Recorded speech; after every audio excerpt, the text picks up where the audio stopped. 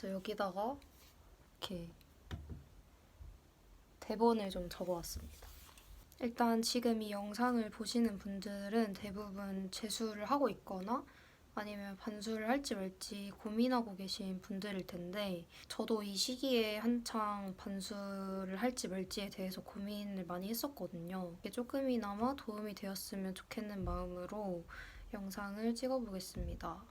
DM으로 많이 여쭤봐 주신 거 위주로 지금 질문을 이렇게 정리해왔는데 저의 작년 수능 성적과 올해 수능 성적을 보여드릴게요.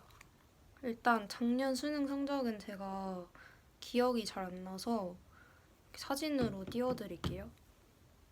그리고 올해 수능 성적은 이렇게 입니다.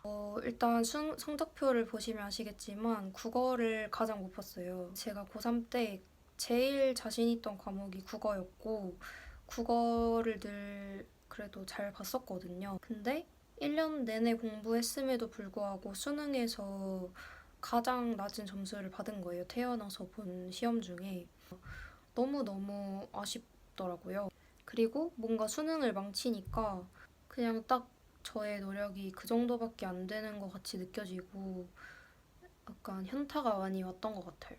그리고 반수 총 기간은 저는 좀 일찍 시작했는데 4월 1일부터 재수학원을 다니기 시작했습니다.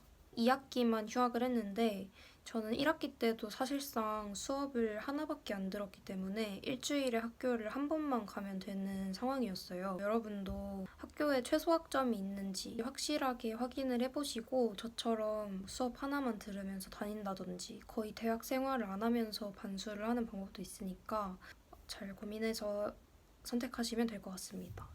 저는 멘탈이 되게 약하거든요. 10월쯤 됐을 때는 성적을 올리려고 공부를 한다기보다 공부를 한다고 무조건 성적이 오르는 건 아니지만 안 하면 무조건 떨어진다.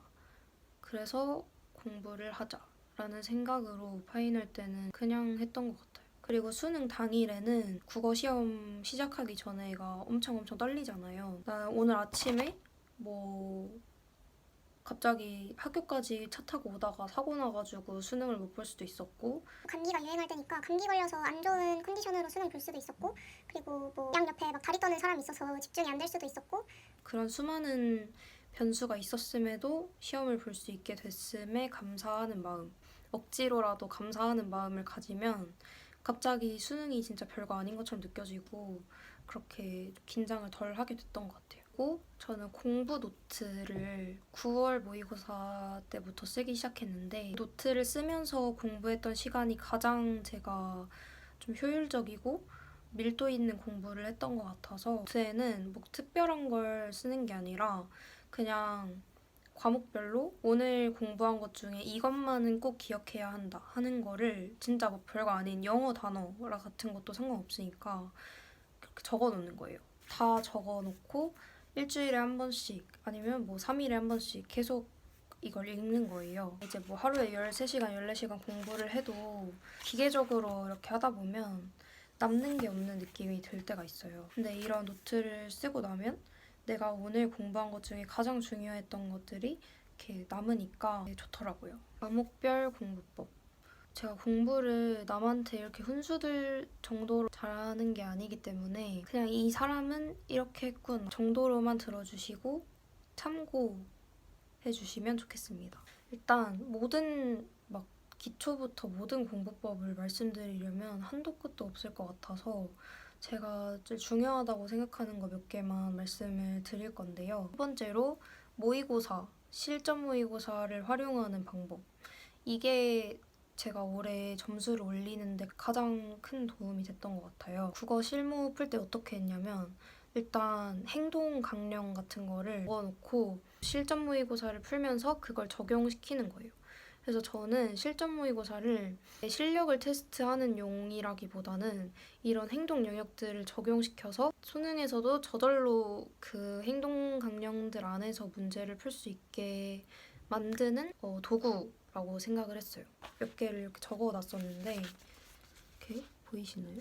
첫 번째로 안 풀리면 일단 넘어간다. 한 문제가 안 풀려도 뭔가 내가 지문 해석하는데 투자한 시간도 있고 하니까 넘어가기가 좀 아깝잖아요.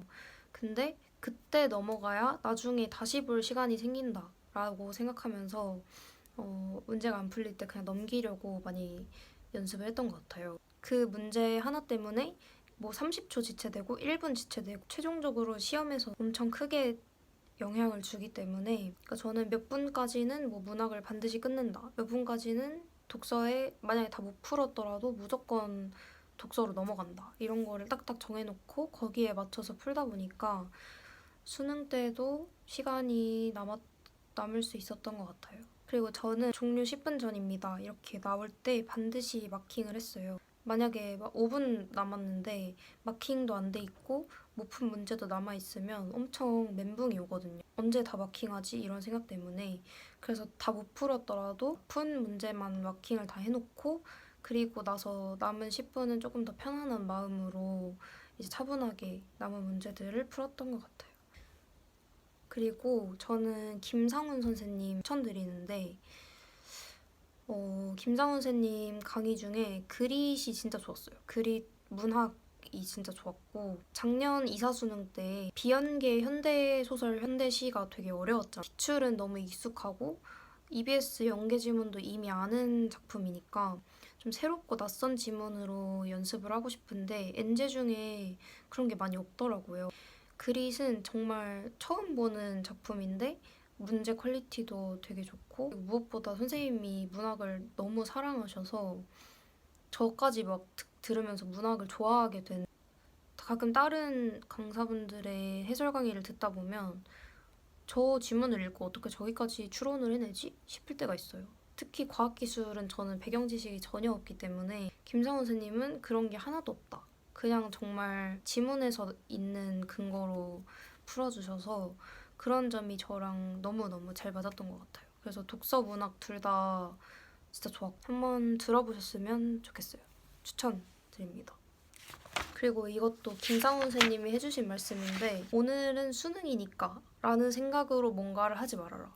수능이니까 한 번 더 검토하고 그냥 실무였으면 안 했을 행동을 뭔가 하다 보면 시간이 더 걸리고 그렇게 망하게 되는 거거든요. 평소에 안 하던 검토하지 말고 평소에 안 하던 고민하지 말고 딱 실무 풀면서 연습했던 대로 수능 때 보면 잘 보실 수 있습니다.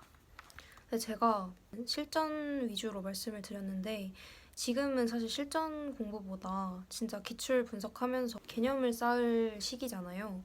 그래서 그런 공부를 할 때 꼭 어떤 강의가 도움이 됐고 어떤 교재를 풀었고 이런 거는 DM으로 물어봐 주시면 자세하게 답변해드리겠습니다. 그리고 수학 같은 경우에는 수학을 잘 못해서 그리고 드릴 말씀이 없는데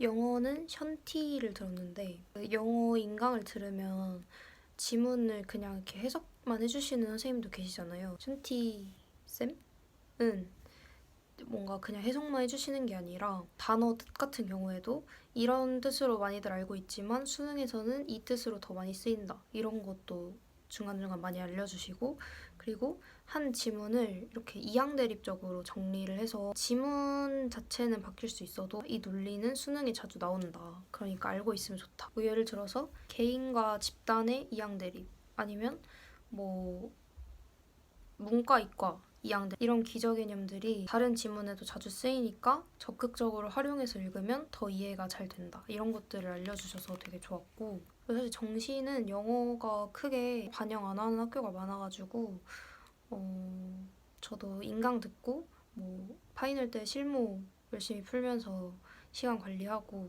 이 정도만 했던 것 같아요. 그리고 이거 되게 도움 많이 받았던 방법인데 뭐 EBS 지문도 괜찮고 6월, 9월 기출도 괜찮고 한 문장 한 문장씩 완전한 한국어로 해석해보는 걸 연습을 해보는 거예요. 그걸 하고 나면 감이 살아나서 지문 읽을 때 빠르고 좀 정확하게 해석이 되더라고요. 그래서 그거는 막 시간 내서 하긴 아까우니까 밥 먹으면서 이제 하거나 아니면 좀 집중 안 될 때 그럴 때 하시는 거 추천드릴게요. 사탐은 사실 재수할 때는 사탐에 시간을 많이 안 썼거든요. 고3 때 제가 9월 모의고사 3등급에서 수능 만점까지 올릴 수 있었던 그 시기의 공부법을 생각해 봤는데 저는 현자애돌 모의고사를 매일매일 풀었어요. 20회분이 한 번에 들어있고 되게 가성비 좋은 모의고사였거든요. 그거를 계속 풀면서 거기에 나오는 이제 오답선지들을 다 노트 하나에 옮겨 적었어요. 근데 현자애돌이 진짜 좋은 게 문제도 문제지만 해설이 엄청 자세하고 모의고사에 나온 선지가 실제 원전은 어디에 이제 나오는지 그런 것들도 다 해설지에 적혀 있기 때문에 막 한 문제 해설이 9페이지인 경우도 있을 정도로 해설이 엄청 상세하거든요.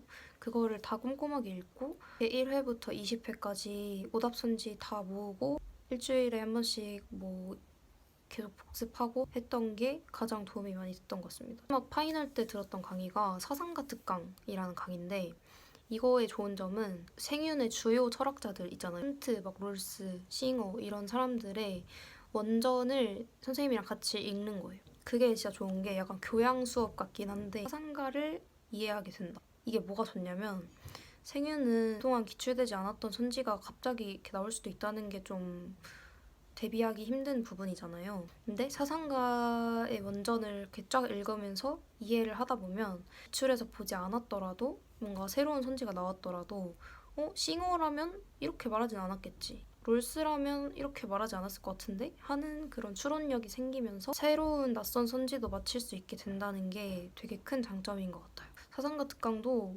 준규쌤 워낙 재밌으시니까 그냥 유튜브 보듯이 부담 없이 볼 수 있거든요. 그래서 한 번쯤 생윤하시는 분이라면 들어보시는 거 추천드립니다. 그리고 정법 같은 경우에는 작년에 제가 정법을 잘 못 봤던 이유를 생각해봤는데 첫 번째로 수능이라 불안해서 안 해도 되는 검토까지 다 했었고 그리고 긴 지문, 헌법재판소 문제나 형법 문제나 민법 문제나 좀 긴 지문이 긴 문제에 독해를 어려워했던 것 같아요. 그리고 낯선 선지가 나왔을 때 좀 쫄았다. 그게 제가 망했던 큰 이유들이라고 생각해서 이걸 보완하기 위해 공부를 많이 했는데 일단 첫 번째 시간 부족 문제는 손가락 걸기 하는 걸로 보완을 했습니다. 그래서 정법 문제를 보면 정답률 엄청 높은 1번 문제 이런 거는 거의 틀릴 일이 없는 문제잖아요. 확실한 문제는 손가락 걸기를 하자. 두 번째로 긴 지문 독해가 어려웠던 건 헌법재판소 문제나 손해배상 문제나 가족관계 이런 문제들 유형이 있잖아요. 그 유형의 몇 년치 기출 문제를 보면서 그 지문을 분석해보는 연습을 하는 거예요. 시험 때는 막 천천히 읽을 시간이 없어서 그냥 필요한 정보만 이렇게 뽑아서 풀잖아요. 근데 생각보다 독해가 잘 안 되거든요. 그래서 한번 천천히 다 읽어보면서 분석해보고 그런 연습을 하는 게 되게 도움이 많이 되더라고요. 기출은 좀 익숙해졌을 수도 있으니까 실무에서 나오는 지문들도 분석해보는 연습을 했습니다. 그리고 낯선 선지는 이거는 정말 뭐 어쩔 수 없잖아요. 이런 상황이 최대한 오지 않게끔 조금 지엽적이라고 느껴질 수 있는 부분까지 한번 읽어두는 게 좋습니다. 저는 최적 선생님의 기선제압이라는 강의로 이 연습을 했었는데 교과서에는 있지만 기출되지 않았던 낯선 선지들까지 다 이렇게 설명해 주셔가지고 그거를 막 달달 외우진 않더라도 한 번쯤 풀어보고 읽어보고 넘어갈 수 있다. 저도 작년에 학원이나 과외 없이 혼자 공부를 하다 보니까 불안하고 그럴 때가 많았는데 제가 막 절대 머리가 좋고 안 그렇거든요. 근데도 목표를 이뤘잖아요. 저보다 훨씬 잘 보실 수 있을 거예요. 걱정이 많이 되고 할 때 하소연 하듯이 혼잣말 하듯이 DM 보내주시면 아니면 댓글 달아주시면 제가 다 읽고 뭐 위로의 말씀을 해드릴 수 있으니까 편하게 해주셨으면 좋겠고 간절히 바라고 열심히 하는 분들께 좋은 결과가 있기를 저도 계속 응원하고 있겠습니다. 영상이 도움이 되었으면 좋겠습니다. 파이팅!